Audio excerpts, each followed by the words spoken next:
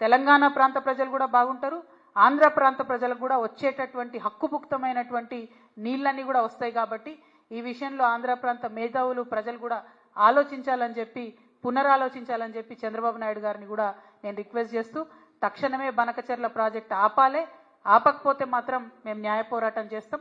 ఈ దేశంలో న్యాయ వ్యవస్థ మీద మాకు నమ్మకం ఉన్నది.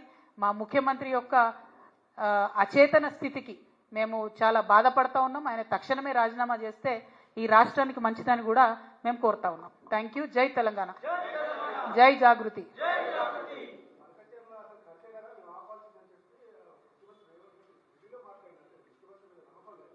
100% లేదు.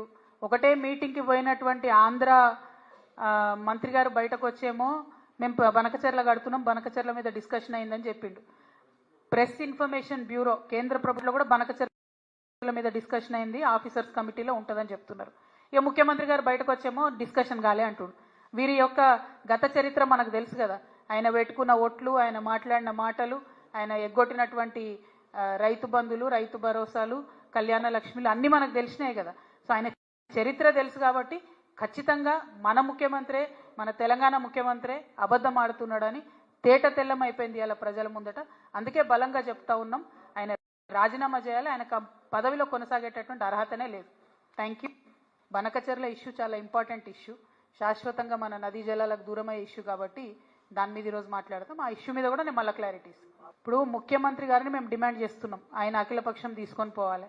ఆయన తీసుకొని పోకపోతే ఢిల్లీకి నేను ఖచ్చితంగా మాకు సహకరించి తోడుగా వచ్చే సంఘాలన్నింటినీ, పార్టీలన్నింటినీ కూడా తీసుకొని కూడా వెళ్తాం. అందులో మోమాటం ఏం లేదు. ఎందుకంటే తెలంగాణ ప్రజల హక్కుల కోసం రాష్ట్ర ముఖ్యమంత్రిగా ఆయన తన బాధ్యతను మర్చిపోవచ్చు, కానీ మేము మర్చిపోలేదు. తెలంగాణ జాగృతిగా న్యాయ పోరాటం చేస్తాం. అవసరమైతే ఢిల్లీ బేస్డ్గా కూడా ఆందోళనకు కూడా రూపకల్పన చేస్తాం. ఈశ్వర్ అన్న తను స్వయంగా తను బొగ్గుగని కార్మికుడు, చాలా సీనియర్ నాయకుడు. మా జగిత్యాల జిల్లాకు కూడా మేము ఆయనను పెద్దనగా పిలుచుకుంటాం. అటువంటి నాయకుడికి ఇన్ఛార్జ్ ఇవ్వడం డెఫినెట్గా తెలంగాణ బొగ్గుగని కార్మిక సంఘం మంచిగా పనిచేస్తుందని, చేయాలని కూడా కోరుకుంటున్నాం. ఇక సీఎం గారి మాటలు ఏడ నమ్ముతామే మనం.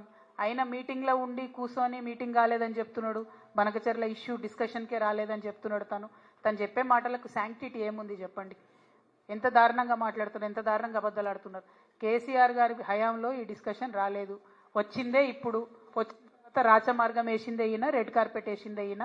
ఆయన ఇప్పటికి ఒక మాట చెప్తారు కదా ముఖ్యమంత్రి గారు, నా స్కూల్ బీజేపీలో అయింది, నా కాలేజ్ టీడీపీలో అయింది, నా ఉద్యోగం కాంగ్రెస్లో అని. ఇంకా కూడా ఆయన కాలేజ్ స్టూడెంటే అనుకుంటున్నాడు. అందుకనే టీడీపీకి చంద్రబాబు నాయుడుకే కట్టుబడి ఉన్నాడు ఇప్పటికి కూడా. ఆయన కోసం మొత్తం అన్ని కూడా మన గోదావరి నదీ జలాలు గిఫ్ట్గా ఇస్తున్నటువంటి పరిస్థితి కనబడుతున్నది. ఇక ఆయన ఎమ్మెల్సీ గురించి నేను మాట్లాడదలుచుకోలేదు, ఆయన జనాభా లెక్కలకెళ్ళి తీసేసిన నేనైతే.